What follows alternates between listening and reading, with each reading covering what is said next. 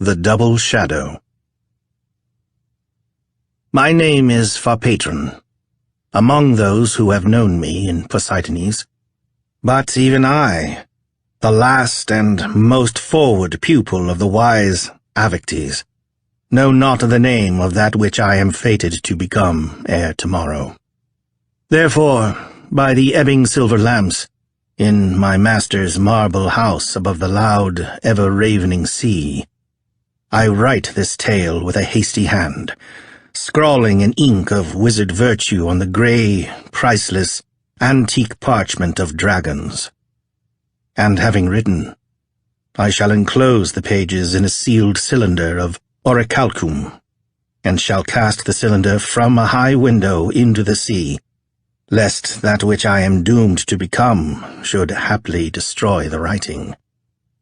And it may be that mariners from Lefara, passing to and Neor in their tall triremes, will find the cylinder, or fishers will draw it from the wave in their scenes of Bissus, and having read my story, men will learn the truth and take warning, and no man's feet henceforward will approach the pale and demon-haunted house of avictes. For 6 years I have dwelt apart with the aged master, forgetting youth and its wonted desires in the study of arcanic things. Together we have delved more deeply than all others before us in an interdicted lore. We have solved the keyless hieroglyphs that guard anti-human formulae. We have talked with the prehistoric dead. We have called up the dwellers in sealed crypts, in fearful abysses beyond space. Few are the sons of mankind who have cared to seek us out among the desolate, wind-worn crags, and many, but nameless, are the visitants who have come to us from further bournes of place and time. Stern and white as a tomb, older than the memory of the dead, and built by men or devils beyond the recording of myth, is the mansion in which we dwell. Far below, on black, naked reefs, the northern sea climbs and roars indomitably, or ebbs with a ceaseless murmur as of armies of baffled demons, and the house is filled evermore, like a hollow-sounding sepulchre, with the drear echo of its tumultuous voices, and the winds wail in dismal wrath around the high towers, but shake them not. On the seaward side, the mansion rises sheerly from the straight-falling cliff, but on the other sides there are narrow terraces grown with dwarfish, crooked cedars that bow always beneath the gale.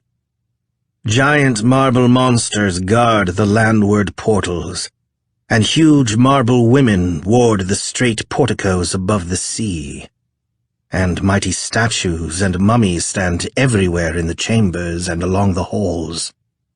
But, saving these, and the spirits we have summoned, there is none to companion us, and liches and shadows have been the servitors of our daily needs. All men have heard the fame of Avictes, the sole surviving pupil of that Malagres, who tyrannized in his necromancy over Susran from a tower of sable stone. Malagres, who lay dead for years while men believed him living, who, lying thus, still uttered potent spells and dire oracles with decaying lips. But Avictes lusted not for temporal power in the manner of Malagres, and having learned all that the elder sorcerer could teach him, withdrew from the cities of Poseidones to seek another and vaster dominion. And I, the youth Farpatron, in the latter years of Avictes, was permitted to join him in this solitude. And since then, I have shared his austerities and vigils and evocations. And now, likewise, I must share the weird doom that has come in answer to his summoning. Not without terror, since man is but mortal, did I, the neophyte, behold at first the abhorrent and tremendous faces of them that obeyed avictes, the genii of the sea and earth, of the stars and the heavens, who passed to and fro in his marmorian halls. I shuddered at the black writhing of submundane things from the many-volumed smoke of the braziers. I cried in horror at the grey foulnesses, colossal, without form, that crowded malignly about the drawn circle of 7 colors, threatening unspeakable trespass on us, that stood at the center. Not without revulsion did I drink wine that was poured by cadavers, and eat bread that was purveyed by phantoms. But use and custom dulled the strangeness, destroyed the fear, and in time I believed implicitly that Avictes was the lord of all incantations and exorcisms, with infallible power to dismiss the beings he evoked. Well had it been for Avictes, and for me, if the master had contented himself with the lore preserved from Atlantis and Tula, or brought over from Mu and Mayapan. Surely this should have been enough, for in the ivory-sheeted books of Tula there were blood-writ runes that would call the demons of the 5th and 7th planets, if spoken aloud at the hour of their ascent. And the sorcerers of Mu had left record of a process whereby the doors of far future time could be unlocked, and our fathers, the Atlanteans, had known the road between the atoms and the path into far stars, and had held speech with the spirits of the sun. But Avictes thirsted for a darker knowledge, a deeper empery. And into his hands, in the 3rd year of my novitiate, there came the mirror-bright tablet of the lost serpent people. Strange and apparently fortuitous was our finding of the tablet.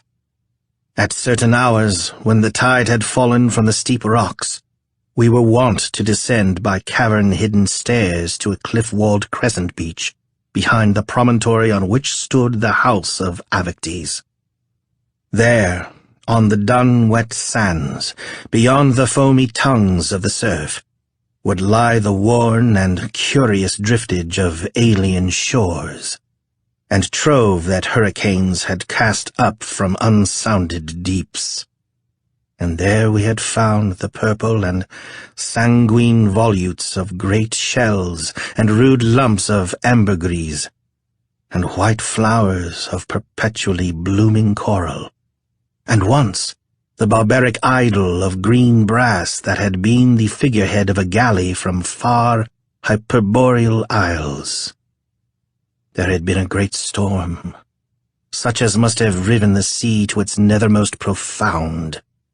But the tempest had gone by with morning, and the heavens were cloudless on that fatal day when we found the tablet, and the demon winds were hushed among the high crags and chasms, and the sea lisped with a low whisper, like the rustle of gowns of samite trailed by fleeing maidens on the sand.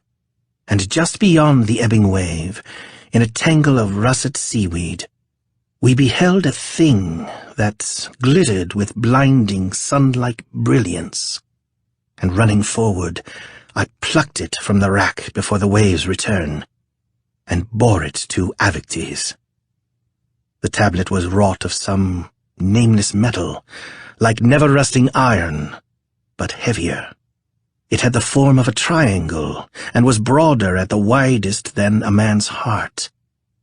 On one side it was wholly blank, and Avictes and I, in turn, beheld our features mirrored strangely, like the drawn, pallid features of the dead in its burnished surface. On the other side, many rows of small crooked ciphers were incised deeply in the metal, as if by the action of some mordant acid. And these ciphers were not the pictorial symbols or alphabetic characters of any language known to the master or to me. Of the tablet's age and origin, likewise, we could form no conjecture, and our erudition was altogether baffled. For many days thereafter, we studied the writing and held argument that came to no issue, and night by night, in a high chamber closed against the perennial winds, we pondered over the dazzling triangle by the tall, straight flames of silver lamps, for avictes deemed that knowledge of rare value, or haply some secret of an alien or elder magic, was holden by the clueless crooked ciphers. Then, since all our scholarship was in vain, the master sought another divination, and had recourse to wizardry and necromancy. But at first, among the devils and phantoms that answered our interrogation, none could tell us aught concerning the tablet, and any other than avictes would have despaired in the end. And well would it have been if he had despaired, and had sought no longer to decipher the writing. The months and years went by with a slow thundering of seas on the dark rocks, and a headlong clamor of winds around the white towers. Still we continued our delvings and evocations, and further, always further, we went into lampless realms of space and spirit, learning, perchance, to unlock the hithermost of the manifold infinities, and at whiles avictes would resume his pondering of the sea-fount tablet, or would question some visitant from other spheres of time and place regarding its interpretation.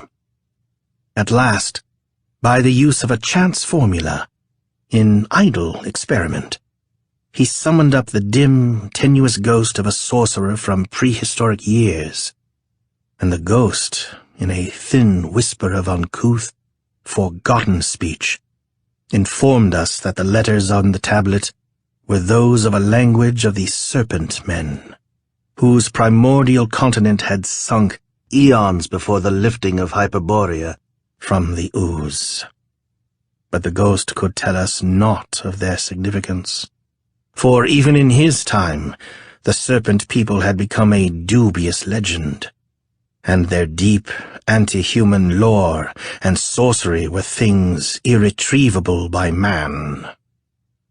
Now, in all the books of conjuration owned by avictes, there was no spell whereby we could call the lost serpent men from their fabulous epoch, but there was an old Lemurian formula, recondite and uncertain, by which the shadow of a dead man could be sent into years posterior to those of his own lifetime, and could be recalled after an interim by the wizard. And the shade, being wholly insubstantial, would suffer no harm from the temporal transition, and would remember, for the information of the wizard, that which he had been instructed to learn during the journey. So, having called again the ghost of the prehistoric sorcerer, whose name was Ebeth, avictes made a singular use of several very ancient gums and combustible fragments of fossil wood, and he and I, reciting the responses to the formula, sent the thin spirit of Ebeth into the far ages of the serpent men. And after a time which the master deemed sufficient, we performed the curious rites of incantation that would recall Ebeth from his alienage. And the rites were successful, and Ebeth stood before us again, like a blown vapor that is nigh to vanishing, and in words that were faint as the last echo of perishing memories, the spectre told us the key to the meaning of the letters, which he had learned in the primeval past. And after this, we questioned Ebeth no more, but suffered him to return unto slumber and oblivion. Then, knowing the import of the tiny, twisted ciphers, we read the writing on the tablet, and made thereof a transliteration, though not without labor and difficulty, since the very phonetics of the serpent tongue, and the symbols and ideas expressed in the writing, were somewhat alien to those of mankind. And when we had mastered the inscription, we found that it contained the formula for a certain evocation which, no doubt, had been used by the serpent sorcerers. But the object of the evocation was not named, nor was there any clue to the nature or identity of that which would come in answer to the rites. And, moreover, there was no corresponding rite of exorcism nor spell of dismissal. Great was the jubilation of Avictes, deeming that we had learned a lore beyond the memory or prevision of man. And though I sought to dissuade him, he resolved to employ the evocation, arguing that our discovery was no chance thing, but was fatefully predestined from the beginning. And he seemed to think lightly of the menace that might be brought upon us by the conjuration of things whose nativity and attributes were wholly obscure. "For," said Avictes, "I have called up, in all the years of my sorcery, no god or devil, no demon or lich or shadow, which I could not control and dismiss at will. And I am loath to believe that any power or spirit beyond the subversion of my spells could have been summoned by a race of serpents, whatever their skill in demonism and necromancy." So, seeing that he was obstinate, and acknowledging him for my master in all ways, I consented to aid Avictes in the experiment, though not without dire misgivings. And then we gathered together, in the chamber of conjuration, at the specified hour and configuration of the stars, the equivalents of sundry rare materials that the tablet had instructed us to use in the ritual. Of much that we did, and of certain agents that we employed, it were better not to tell. Nor shall I record the shrill, sibilant words, difficult for beings not born of serpents to articulate, whose intonation formed a signal part of the ceremony. Toward the last, we drew a triangle on the marble floor with the fresh blood of birds, and Avictes stood at one angle and I at another, and the gaunt, umber mummy of an Atlantean warrior, whose name had been Oigos, was stationed at the third angle. And standing thus, Avictes and I held tapers of corpse tallow in our hands, till the tapers had burned down between our fingers as into a socket. And in the outstretched palms of the mummy of Oigos, as if in shallowed thuribles, talc and asbestos burned, ignited by a strange fire whereof we knew the secret. At one side we traced on the floor an infrangible ellipse, made by an endless linked repetition of the 12 unspeakable signs of Umor, to which we could retire if the visitant should prove inimical or rebellious. We waited while the pole-circling stars went over, as had been prescribed. Then, when the tapers had gone out between our seared fingers, and the talc and asbestos were wholly consumed in the mummy's eaten palms, Avictes uttered a single word, whose sense was obscure to us, and Oigos, being animated by sorcery and subject to our will, repeated the word after a given interval, in tones that were hollow as a tomb-born echo, and I, in my turn, also repeated it. Now, in the chamber of evocation, before beginning the ritual, we had opened a small window giving upon the sea, and had likewise left open a high door on the hall to landward, lest that which came in answer to us should require a spatial mode of entrance. And during the ceremony, the sea became still, and there was no wind, and it seemed that all things were hushed in awful expectation of the nameless visitor. But after all was done, and the last word had been repeated by Oigos and me, we stood and waited vainly for a visible sign or other manifestation. The lamps burned stilly in the midnight room, and no shadows fell, other than were cast by ourselves and Oigos, and by the great marble women along the walls.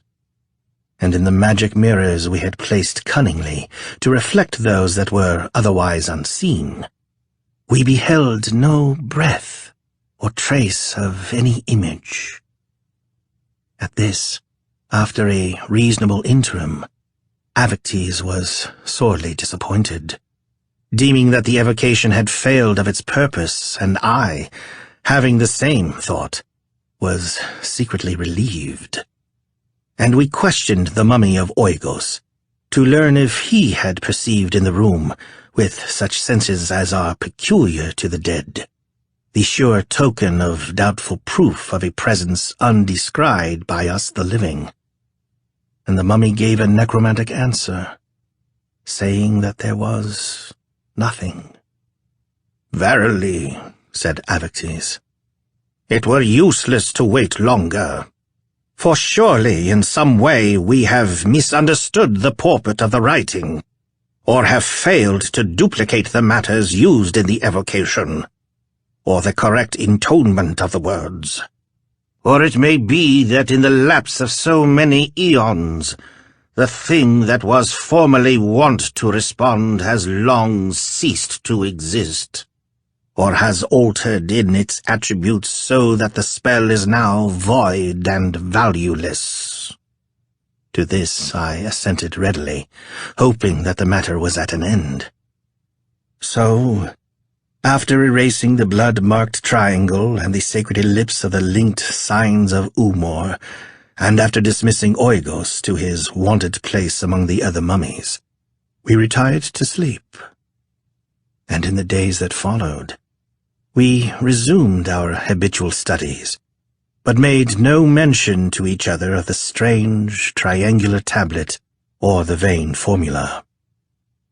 Even as before, our days went on, and the sea climbed and roared in white fury on the cliffs, and the winds wailed by in their unseen, sullen wrath, bowing the dark cedars as witches are bowed by the breath of Taran, god of evil. Almost in the marvel of new tests and cantrapes, I forgot the ineffectual conjuration, and I deemed that Avictes had also forgotten it. All things were as of yore to our sorcerous perception, and there was naught to trouble us in our wisdom and power and serenity, which we deemed secure above the sovereignty of kings.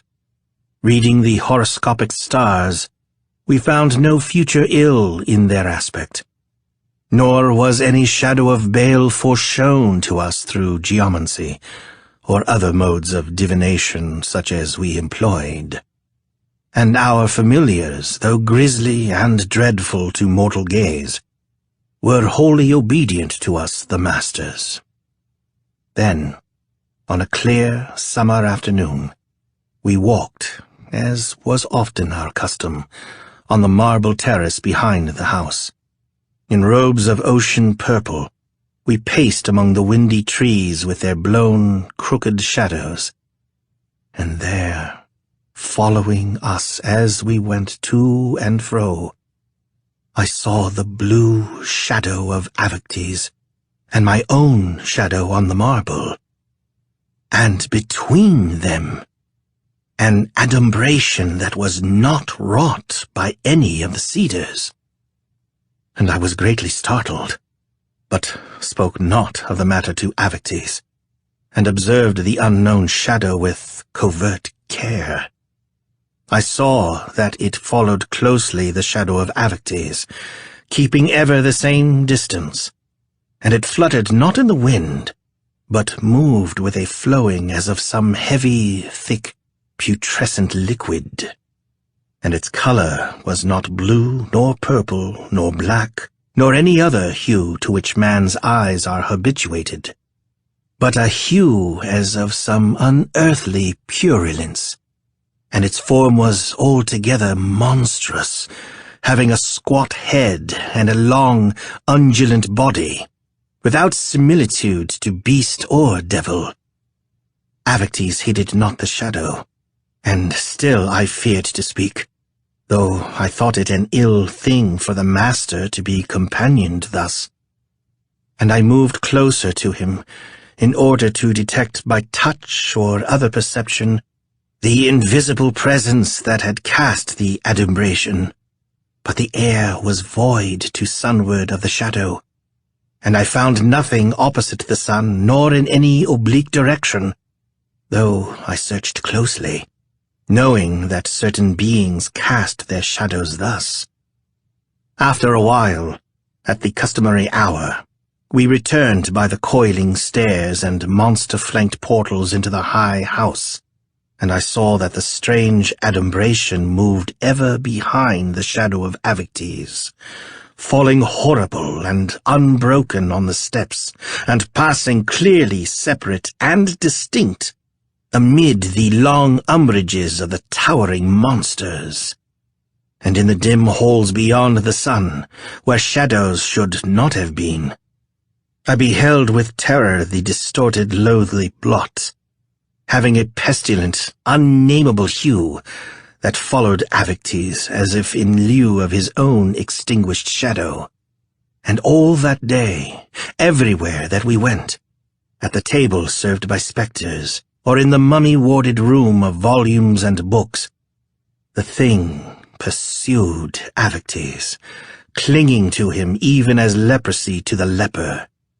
And still the master had perceived it not, and still I forbore to warn him, hoping that the visitant would withdraw in its own time, going obscurely as it had come.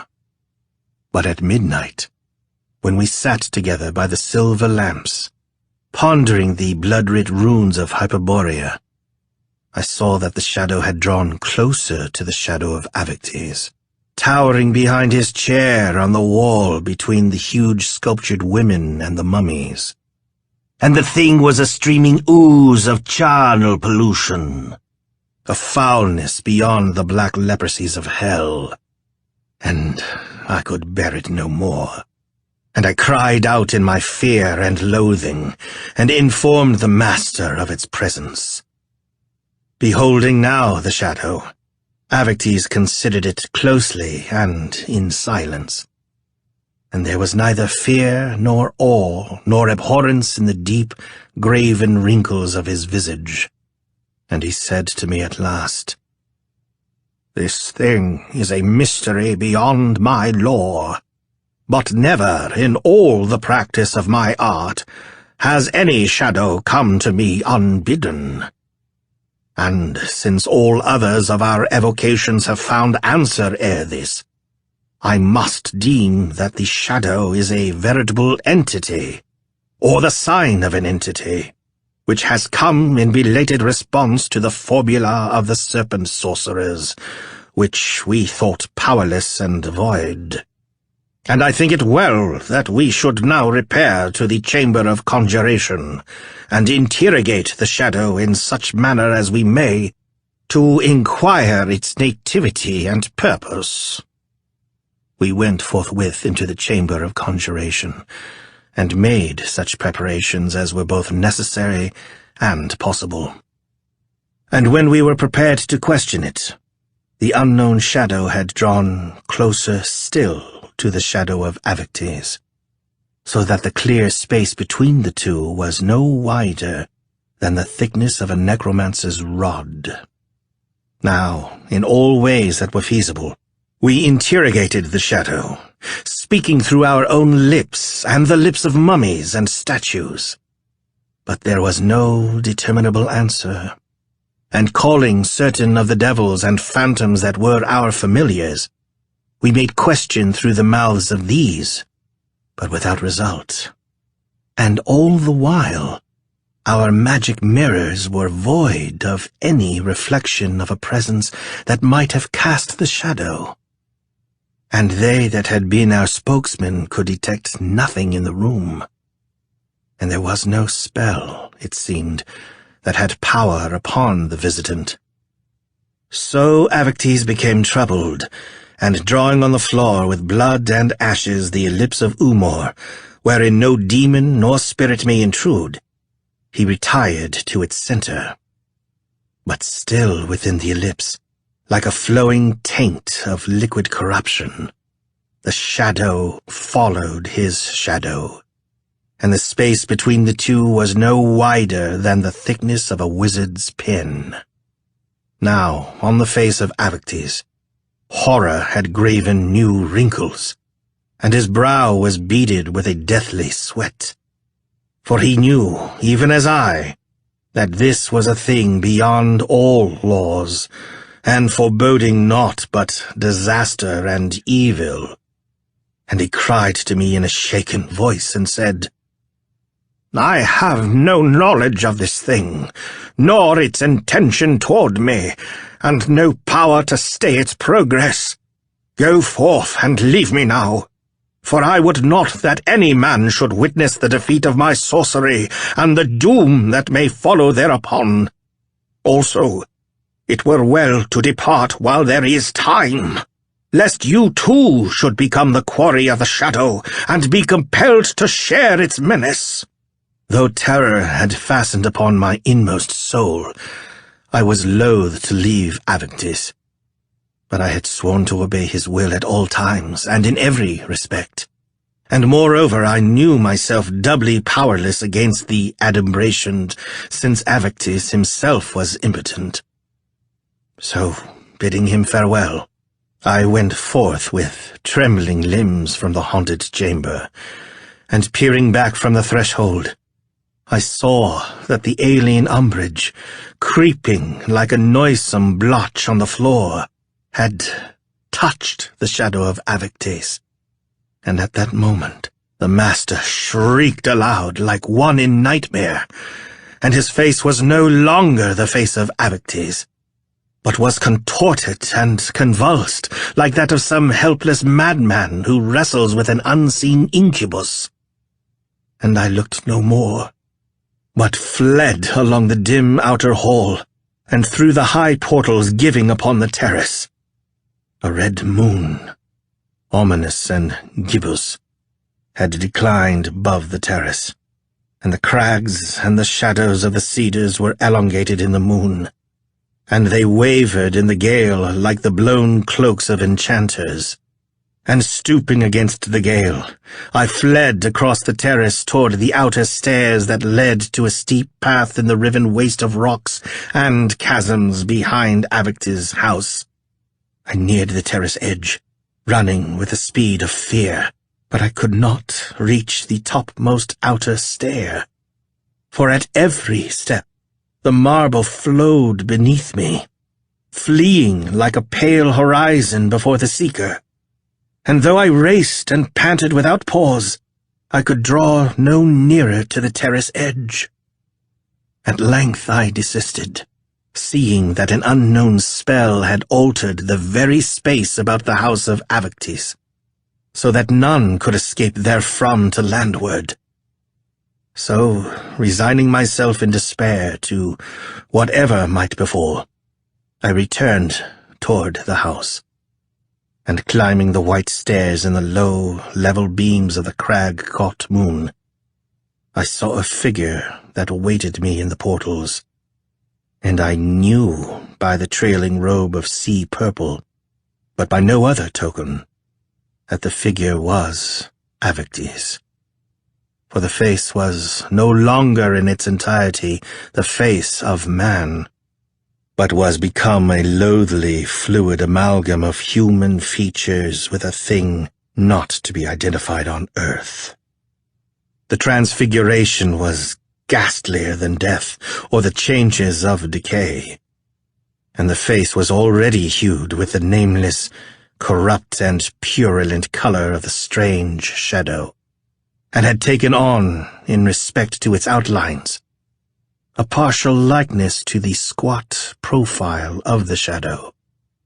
The hands of the figure were not those of any terrene being, and the shape beneath the robe had lengthened with a nauseous, undulant pliancy, and the face and fingers seemed to drip in the moonlight with a deliquescent corruption, and the pursuing umbrage, like a thickly flowing blight, had corroded and distorted the very shadow of avictes, which was now double in a manner not to be narrated here. Fain would I have cried or spoken aloud, but horror had dried up the fount of speech, and the thing that had been avictes beckoned me in silence, uttering no word from its living and putrescent lips, and with eyes that were no longer eyes, but had become an oozing abomination.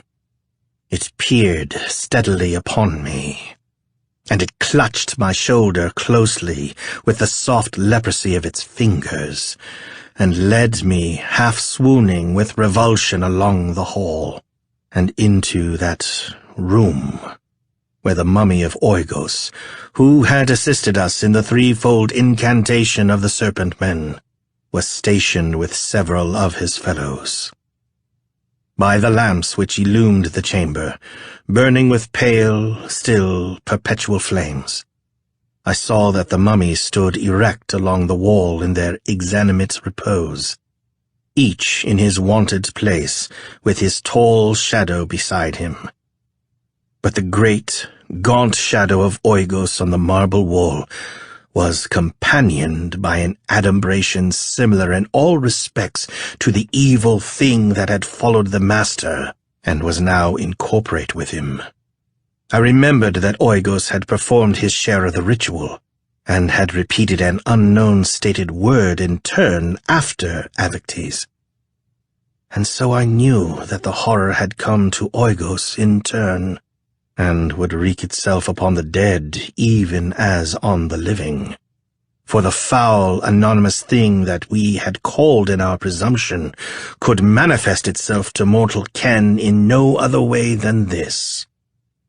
We had drawn it from unfathomable depths of time and space, using ignorantly a dire formula, and the thing had come at its own chosen hour, to stamp itself in abomination uttermost on the evocators. Since then, the night has ebbed away, and a second day has gone by like a sluggish ooze of horror. I have seen the complete identification of the shadow with the flesh and the shadow of avictes, and also I have seen the slow encroachment of that other umbrage, mingling itself with the lank shadow of the sear, bituminous body of Oigos, and turning them to a similitude of the thing which avictes has become. And I have heard the mummy cry out like a living man in great pain and fear, as with the throes of a second dissolution, at the impingement of the shadow. And long since it has grown silent, like the other horror, and I know not its thoughts or its intent, and verily I know not if the thing that has come to us be one or several, nor if its avatar will rest complete with the three that summoned it forth into time, or be extended to others. But these things, and much else, I shall soon know.